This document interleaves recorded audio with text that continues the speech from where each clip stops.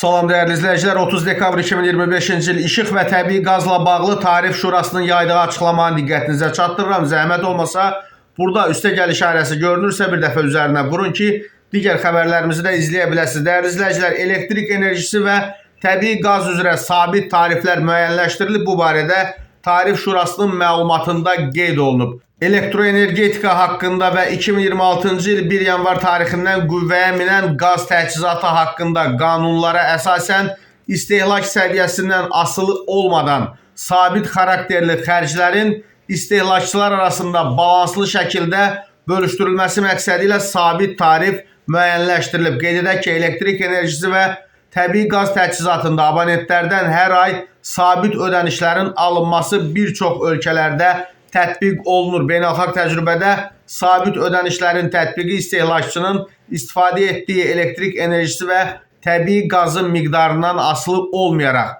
infrastrukturun saxlanması, xidmətlərin göstərilməsi və digər əməliyyat xərclərinin qarşılanmasında mühüm əhəmiyyət kəsb edir.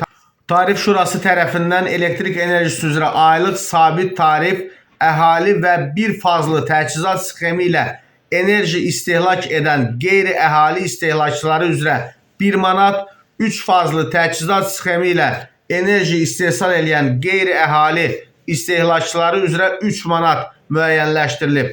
Təbii qaz üzrə aylıq sabit tarif isə əhali və məişət qaz qurğuları ilə qoşulan qeyri-əhali istehlakçıları üzrə 1 manat, sənaye qaz qurğusu ilə qoşulan qeyri-əhali istehlakçıları üzrə 3 manat müəyyənləşdirilir.